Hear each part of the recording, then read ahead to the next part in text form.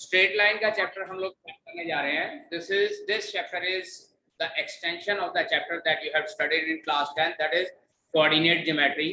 Coordinate geometry में जैसे हमारे पास कोऑर्डिनेट सिस्टम होता है, हम लोग उसको कार्टेशियन प्लेन पे रिप्रेजेंट करते हैं, वहां से डिस्टेंस फार्मूला अप्लाई करके डिस्टेंस निकालते हैं, सेक्शन फार्मूला लगाकर हम लोग जो है पॉइंट ऑफ इंटरसेक्शन निकालते हैं बिटवीन एनी टू पॉइंट्स.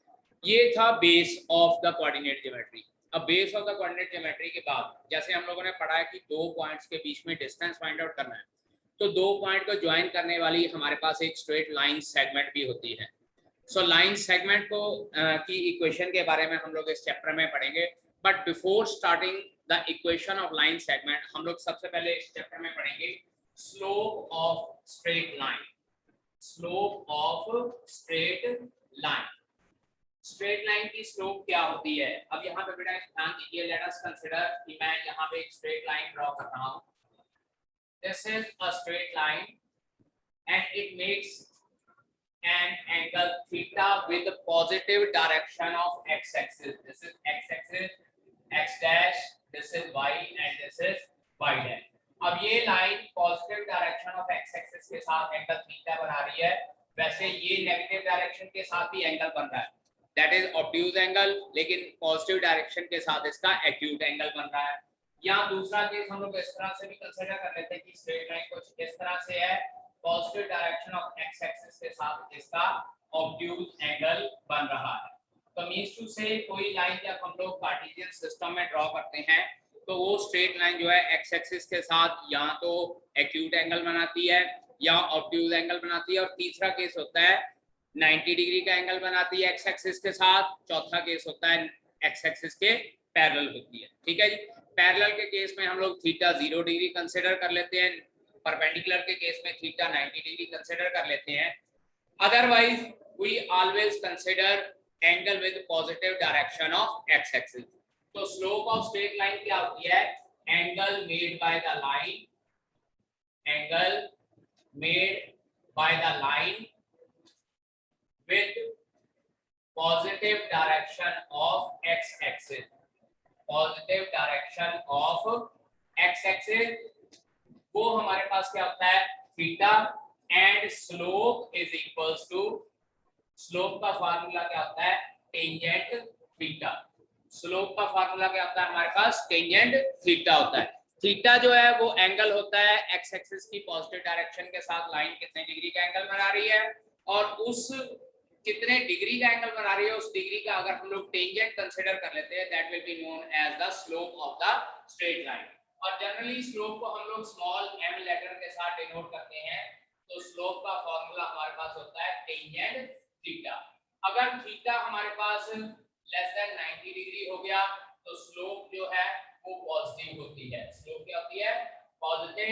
लेकिन अगर जो थीटा है वो 90 और 180 डिग्री के बीच में लाई किया, 90 और 180 डिग्री के बीच में लाई किया, दैट इज ऑब्ट्यूज एंगल हो जाएगा. तो उस केस में हम लोग क्या कहेंगे? Slope is equals to negative. क्यों?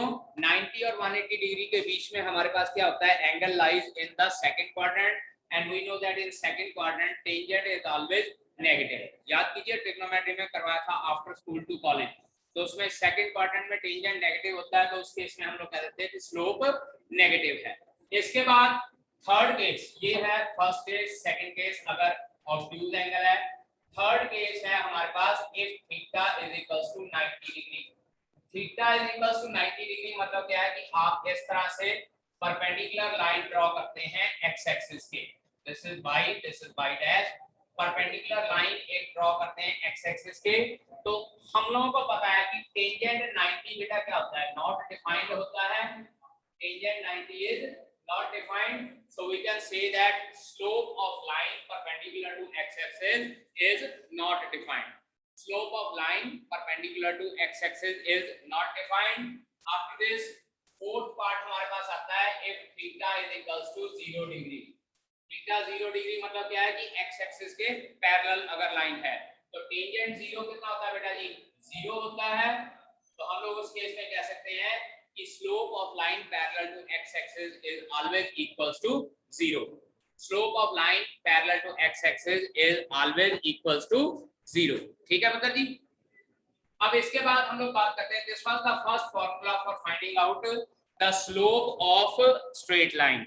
अगर हम लोगों को एंगल दिया हुआ है कि एंगल वो एक्स एक्सिस के साथ कितना बना रही है, either this is acute angle and this is obtuse angle, ये ऑब्ट्यूज एंगल हो जाएगा, दिस इज राइट एंगल, ये हमारे पास राइट एंगल हो जाता है। और इसी तरह से अगर हम लोग line parallel to X axis draw कर लेते हैं, this is X dash and this is Y dash, और इसके पैरेलल अगर कोई लाइन हम लोग स्ट्रेट लाइन ड्रॉ करते हैं तो उसका एंगल 0 डिग्री होता है, so the slope of that line is equal to 0। ठीक है जी, so this is the first formula for finding out the slope of straight line. ठीक है, इसके बाद हमारे पास आ जाता है slope of line joining two points, क्योंकि जब हम लोग फाइंड आउट करते हैं कि स्ट्रेट लाइन कब बनती है, स्ट्रेट लाइन या स्ट्रेट लाइन सेगमेंट कब बनती है, any line joining two points, उसको स्ट्रेट लाइन हम लोग बोलते हैं, क्योंकि दो पॉइंट्स को ज्वाइन करने वाली लाइन ज्यादातर हमेशा स्ट्रेट लाइन होती है।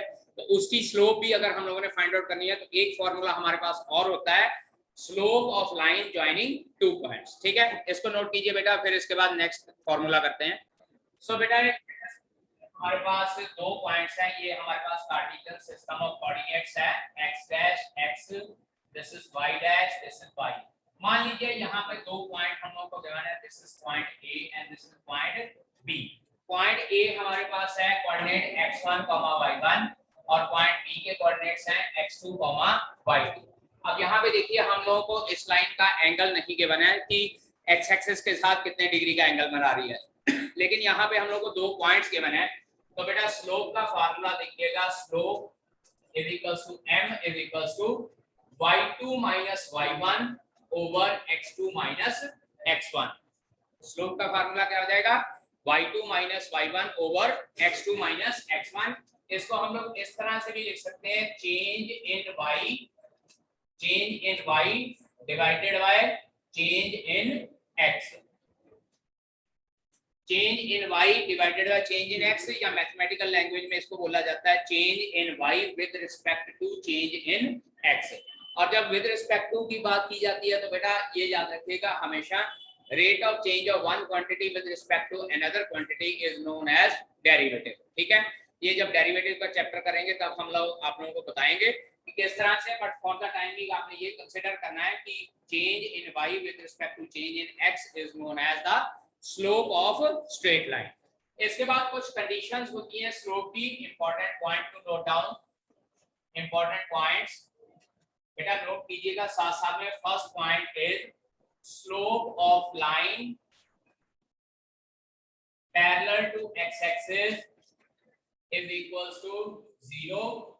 Second point, slope of line perpendicular to x axis is not defined, is not defined। बेटा हम लोग यहाँ पे y एक्सिस के साथ नहीं कंसीडर करते हैं, क्योंकि हमारी जो स्लोप ऑफ लाइन होती है वो x एक्सिस के साथ पॉजिटिव डायरेक्शन के साथ एंगल मेजर करते हैं, इसीलिए हम लोग हर बार जब भी बात करते हैं कंसीडर करते हैं x एक्सिस को।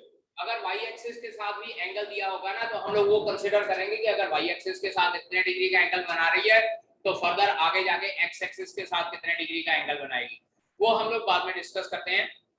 अब यहाँ पे देखिए line perpendicular to x axis is not defined, क्योंकि मैंने बताया कि टेंजेंट 90 डिग्री नॉट डिफाइंड होता है।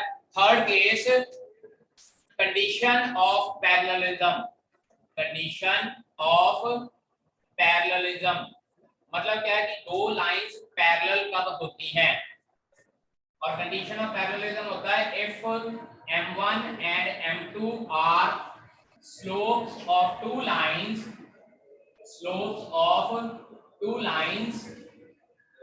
then if m1 is equals to m2, then the two lines are parallel and vice versa, vice versa के मीनिंग बेटा अगर दो लाइनों को पैरेलल प्रूव करना है तो उनकी स्लोप्स इक्वल प्रूव कर दीजिए, या अगर दो लाइनों की स्लोप इक्वल है तो we can say that the two lines are parallel to each other. Also इसके साथ स्टार लगाकर लिख लीजिए, also if m1 is equals to m2 and lines are having any one point common, any one point common,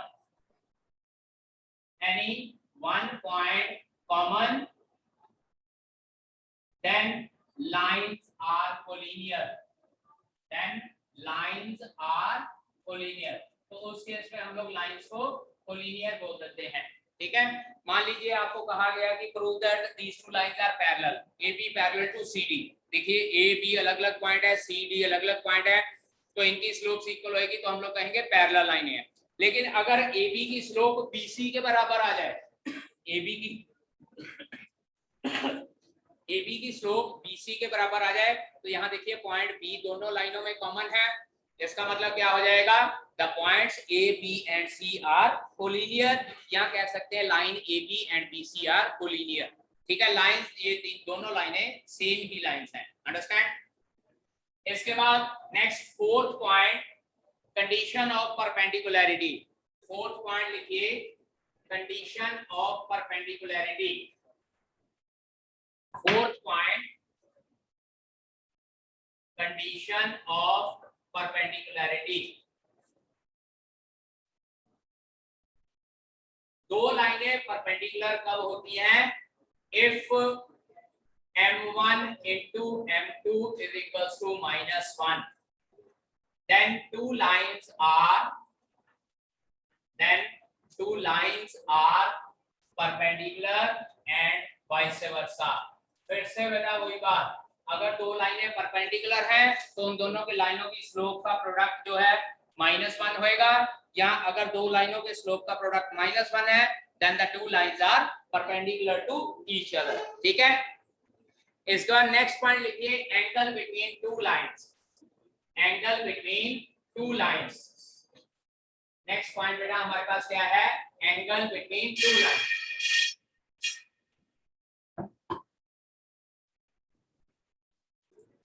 next हमारे पास क्या रहता है, angle between two lines. Angle between two lines, दो लाइनों के बीच में एंगल अगर हमने फाइंड आउट करना, बेटा अगर दो लाइनें इंटरसेक्ट करती हैं, देखिए एक केस होता है कि ये इस तरह से इंटरसेक्ट कर रही हैं, दूसरा केस होता है कि ये इस तरह से इंटरसेक्ट कर रही है, यानी कि 90 डिग्री का एंगल है। 90 डिग्री के एंगल की कंडीशन हम लोगों ने कर ली कि m1 * m2 = -1 होता है। लेकिन अगर हमारे पास ये दो लाइनें हैं जो एक्यूट और ऑब्ट्यूज एंगल पे कट कर रहे हैं, ये देखिए ये एक्यूट एंगल है and this is obtuse angle between the two lines.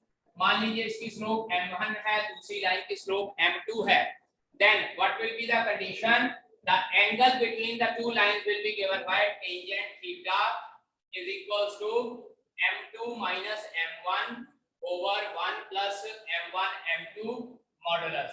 कई बुक्स में इसका जो फॉर्मूला है इस तरह से भी दिया होता है, m1 minus m2 over 1 plus m1 m2 modulus। ठीक है, चाहे m1 minus m2 कर लीजिए, चाहे m2 minus m1 कर लीजिए, आपका आंसर सेम रहेगा। अब बेटा एक बात ध्यान दीजिए, मॉडुलस फंक्शन क्या होता है कि माइनस वाले का आंसर भी प्लस में आना है, प्लस वाले का आंसर भी माइनस में आना है, ये मॉडुलस फंक्शन की प्रॉपर्टी होती है। और एक प्रॉपर्टी होती है कि जब हम लोग मॉडुलस का साइन रिमूव करते हैं तो हमारे पास प्लस माइनस का साइन वापस आता है, मींस टू से tangent theta is equals two plus minus. अब यहाँ पे देखिए मैंने मॉडुलस का साइन रिमूव किया ओवर 1 plus m1 m2। अब यहाँ देखिए अगर प्लस का साइन आ जाए इसका मतलब टेंजेंट थीटा पॉजिटिव हो गया, और अगर टेंजेंट थीटा पॉजिटिव हो गया तो बेटा जी it means angle is acute angle between the straight line, और अगर टेंजेंट थीटा नेगेटिव हो गया it means angle between the two straight lines is obtuse angle. तो एक बात याद रखनी है, जब भी आप लोगों को angle between two straight lines find out करने को कहा हो, you need to find out both angle.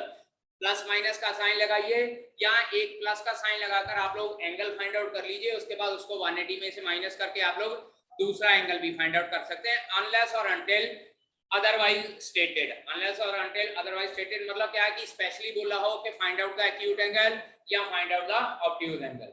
अगर एक्यूट कहा तो पॉजिटिव, ऑब्ट्यूज कहा तो नेगेटिव, अगर कुछ नहीं कहा तो it means you need to find out both the angles, that is acute as well as obtuse angle. So let us start exercise 10.1.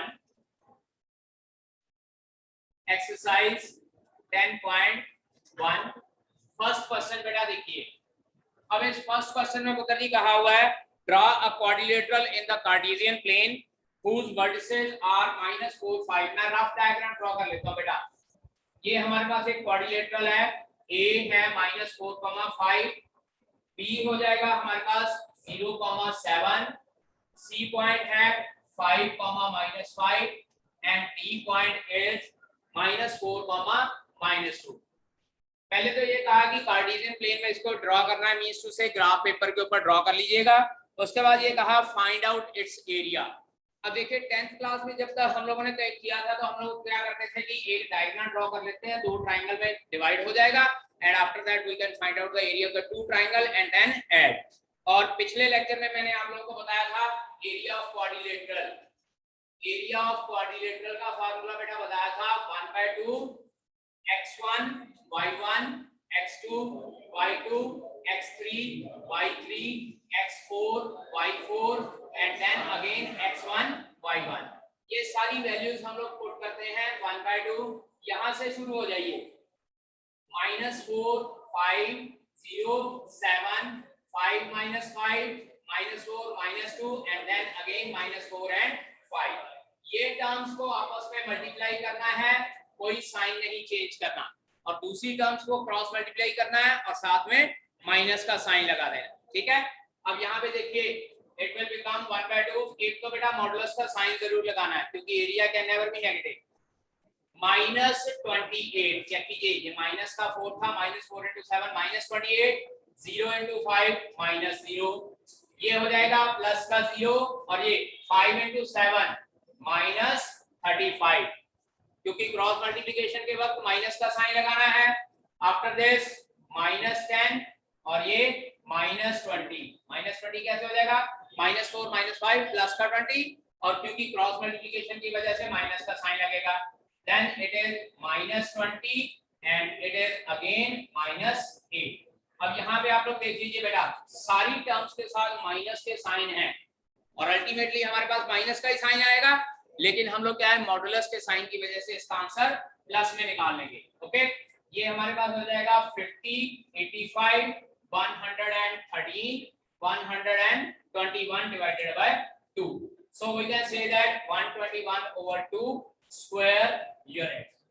Check कीजिए मॉडुलस साइन की वजह से इसका साइन प्लस में आ गया। Okay, now second question from this exercise, the base of an equilateral triangle with side 2a lies along the y-axis such that the midpoint of the base is at origin।